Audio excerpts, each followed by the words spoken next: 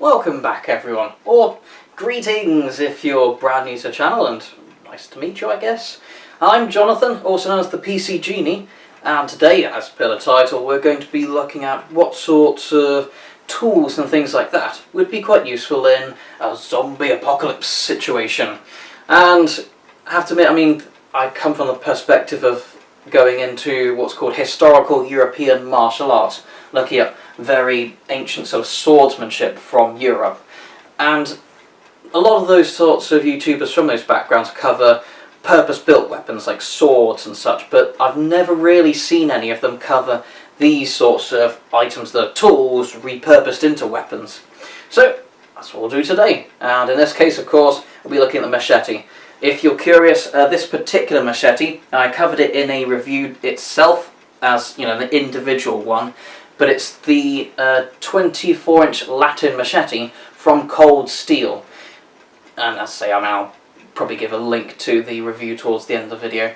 Now, I've already discussed in a video about my opinions on machetes as weapons when you compare them to purpose-built weapons, and I mentioned that because they don't have certain features like quillons, they don't have a pommel counterbalance and to do extra techniques with, if you want to bash someone's head in, through armour, that sort of thing.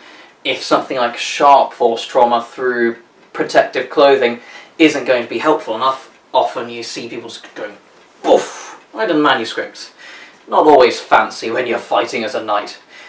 But with this, in terms of when you take it from the perspective of, if you're stuck in that kind of situation, the zombies are overrunning, and you don't have time to go, oh, I'll have that Oakshot Type 14 arming sword, and I'll have that shield, maybe get a bit of mail armor, yeah, I'm set, thank you very much, off we go, killing mode. If you're just, in a situation, crap, what do I do? And then you've got to fetch something out of the tool shed, I'll say it right off the bat, this is a pretty good choice. The reason being, compared to other items that could be used as weapons, although it shares the common problem of being more forward weighted, so that it sort of leads you when you're doing a swing rather than being more easily controlled, for saying that, compared to a lot of other tools like axes, crowbars, baseball bats maybe, other things like that, this is much better compared to them. And of course, one of the other advantages, which tends to get overlooked if you're checking out things like games and movies and those sorts of things, is the fact that it's got a blade all the way along. Now, obviously, it's sort of like when we're doing practice for these martial arts, you often see people doing sort of almost outrageous looking sort of perfect techniques. One of the reasons that people can think that maybe martial arts are rubbish are because what you're seeing is if things went ideally, they went perfectly. What you're practicing to try and muscle memory, that what I'm looking for is that ideal situation. I go from this stance, I cut out perfectly, and then it catches on the exact right portion of blade, and it does maximum damage to the target area. Perfect. But of course, as we know, life isn't perfect, so if you're caught in that sort of situation, you're grappling with a zombie or another human, and you're really trying to get some cuts in to hack them up to pieces, it's a great advantage to have a blade all the way along.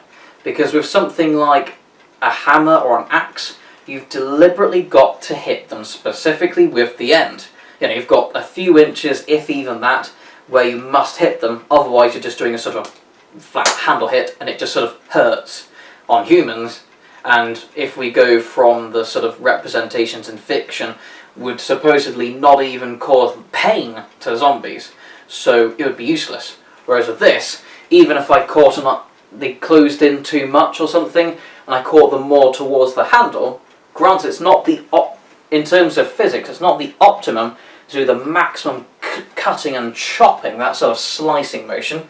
At the same time, at least with a good sharp edge closer to the handle, even if I am hitting too close, then I'm still going to have a significant effect. And again, that's very overlooked with these types of weapons, but with something like a machete, it's great because it means you can make a bit of a mistake without being as heavily penalised as with an axe or something.